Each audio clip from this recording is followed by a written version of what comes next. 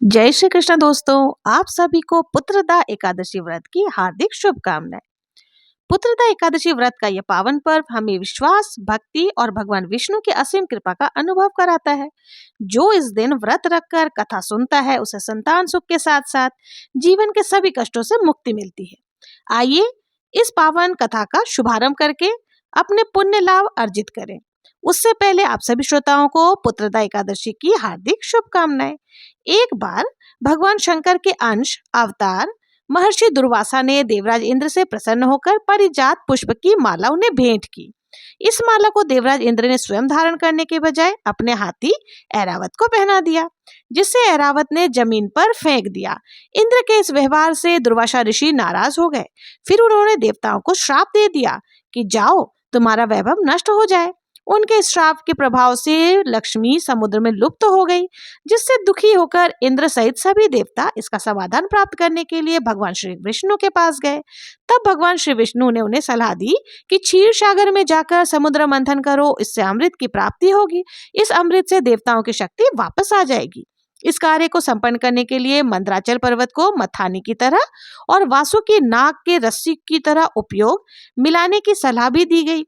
अब इस कार्य की तैयारियां होने लगी और इस कार्य के लिए असुरों का भी सहयोग लिया गया। देवताओं ने असुरों को लालच दिया कि इससे प्राप्त अमृत से हम सभी का जीवन अमर हो जाएगा, जिसके लोभ में आकर असुरों ने भी इस समुद्र मंथन में अपना सहयोग दिया। समुद्र मंथन के क्रम में जब मंत्र को समुद्र में डालकर मथनी की तरह उपयोग में लाया जाने लगा, तब मंदराचल के नीचे कोई आधार न होने के कारण वह समुद्र में डूबने लगा।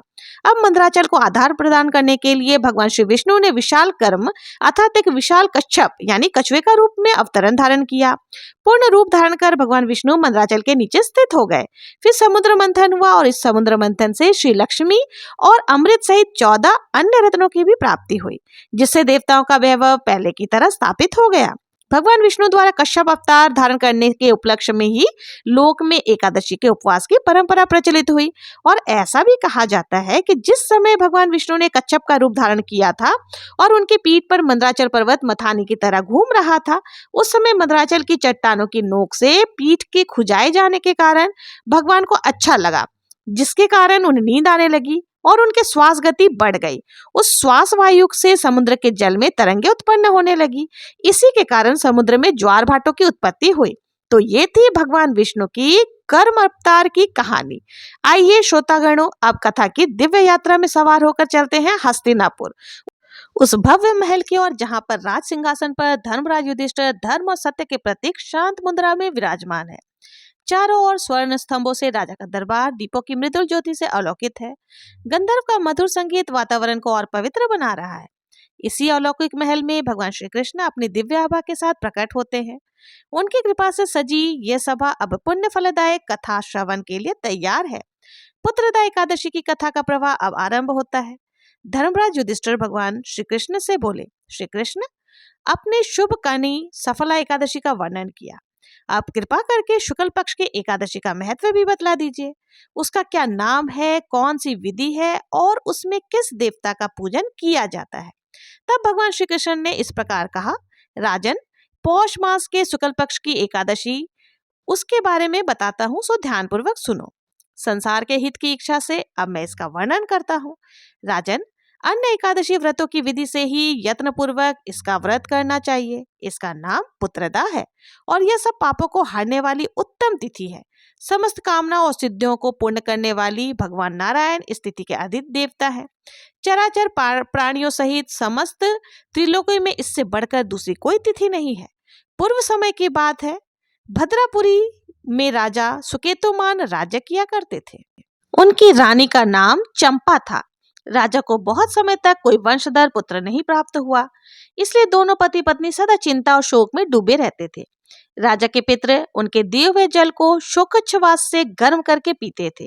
राजा के बाद और कोई ऐसा नहीं दिखाई देता जो हम लोगों का तर्पण करेगा, ये सोचकर पितर भी दुखी रहा करते थे।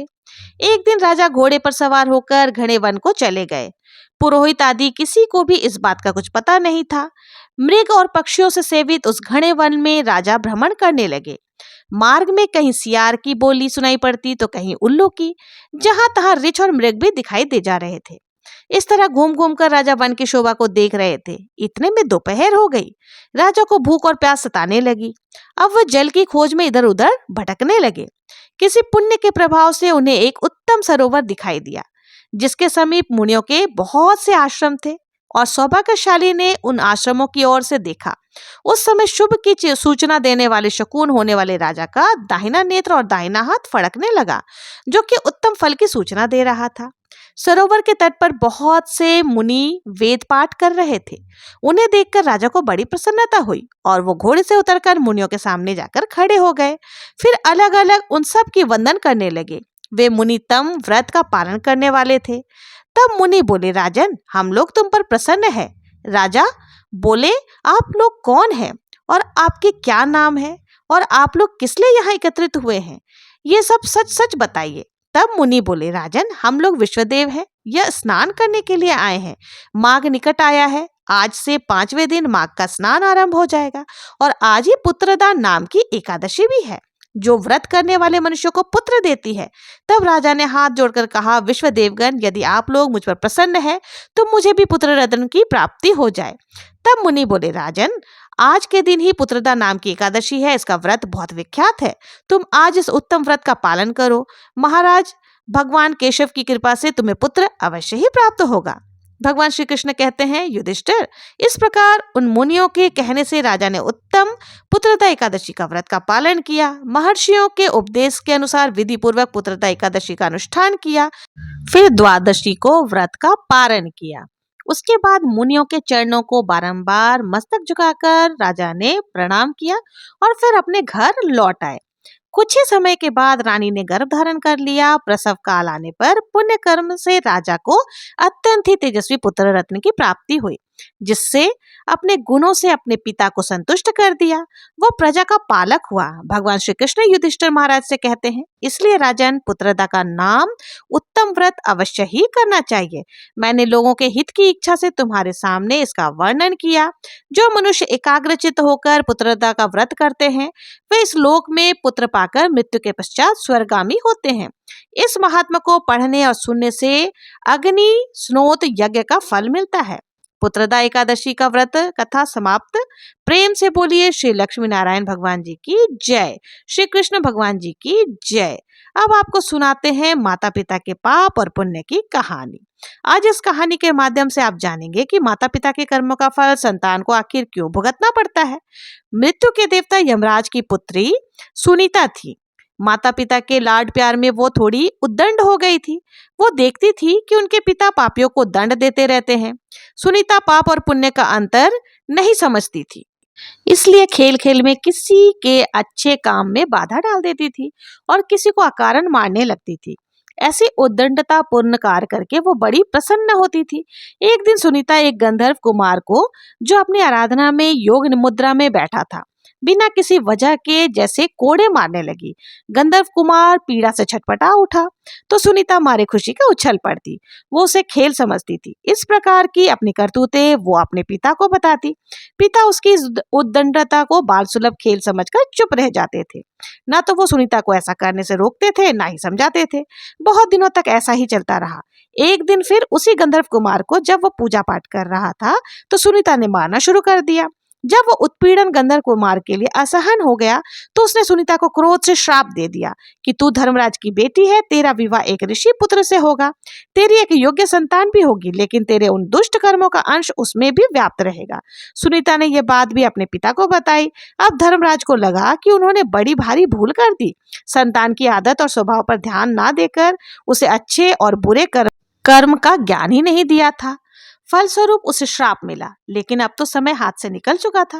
धर्मराज अपनी पुत्री से बोले, बेटी, निर्दोष तपस्वी को पीटकर तुमने बिल्कुल भी अच्छा काम नहीं किया। बुरे कर्मों को करने के कारण ही अब तुम्हें यह श्राप मिला है।